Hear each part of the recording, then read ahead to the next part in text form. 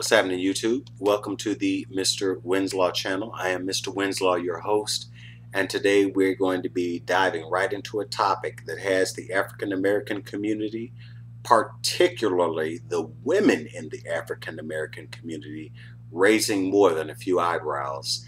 This topic deals with where are all the good black men? Before we start this topic, I'm going to share a religious joke with you, and it goes like this.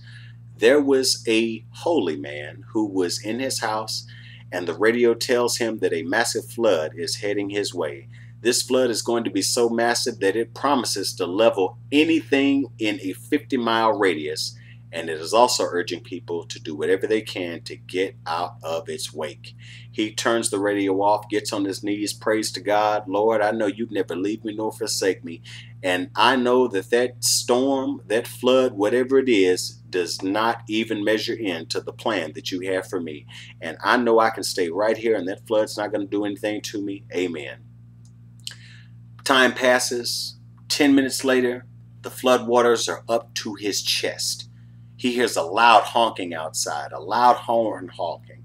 He walks out to the front door, opens that door. There's a speedboat right there. The people on board the speedboat say, hey, we've been picking people up. You need to get on the boat with us so we can motor you to safety because you're going to die if you stay in that house.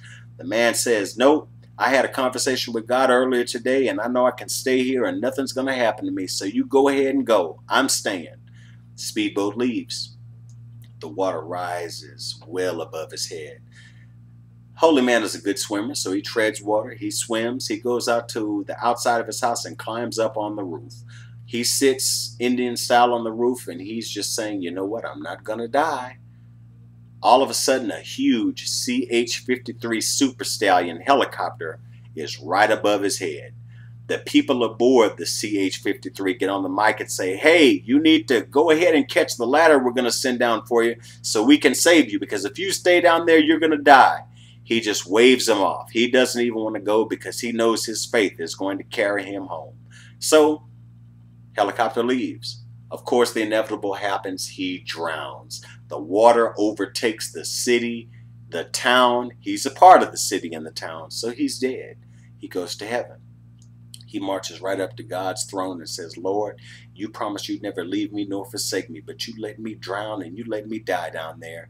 I knew you would not do something like that to me. God cuts him off right there in mid-sentence and says, you stupid ass. I sent a speedboat after you. I sent a huge helicopter after you. You deserve to die. Your stupid ass didn't even take the things that I had set up to try to save you, and you died. So it's all your fault. I don't even want to hear it. I didn't mean to be sacrilegious with that joke, YouTube community. It was just there to kind of give a little comic anecdote to this very serious topic that we're about to get into, and I hope it drives home the point that I'm going to be making later on in the video blog. So let's get down to business. Preconceived notions of what Mr. Right should or should not look like exists in every woman's mind. Why do you say this, Mr. Winslow? Well, there are some women out there that have a list that their Mr. Right should measure up to. Most women believe that he should be tall, dark, handsome, six-figure income, have all 32 teeth, brilliant smile, sensitive yet swagger-filled, basically Tupac with a degree, and he should be able to fly underwater with both hands tied behind his back while smoking a cigarette and eating a piece of cherry cheesecake while saying I love you by writing it with his toes. Yes, I understand that these are very realistic expectations. However, we must ask ourselves the question, are these expectations, these preconceived notions, these standards very realistic as we move into the 21st century?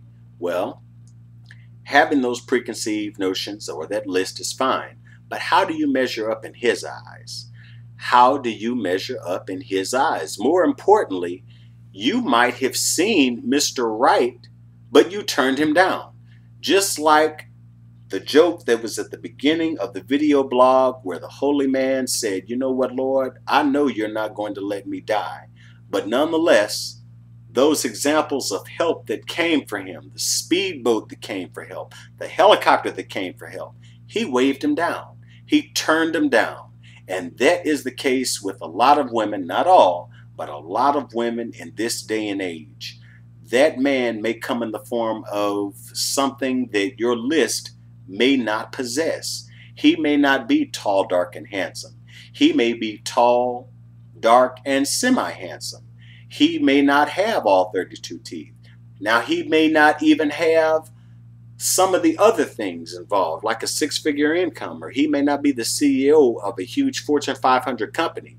But nonetheless, ask yourself the question, if he does not have this, if he is going to afford me happiness and peace of mind, should I shun him? Deeper still, let's suppose he does measure up to my list, but I don't measure up to his list. Let's suppose that he has a list himself, and he tells me, well, you know what? I like you, baby girl, and you're very fine, and you have a lot of things going for you, but you're missing points 2 and 3 out of my 30-point list. So 2 and 3 means that you're missing 2, so we have to go ahead and cut this short. Oh, what a sad day that would be if that were to happen to you. But nonetheless, it happens every day. How can we set ourselves on a course to solving it? We need to ask ourselves the question, is your preconceived notion, are your standards sacrificing your happiness? Are these so-called standards that you will live and die by and that you swear will make you happy, are those things draining your joy? Ask yourself that question honestly. Be honest with yourself and say, you know what? If these things are sacrificing my joy, if they're sabotaging my happiness, then I need to make that change, because change is inevitable. And if those standards are sacrificing your happiness, then the change is not only inevitable, but necessary. From the Mr. Winslow Studios in Houston, Texas, God bless.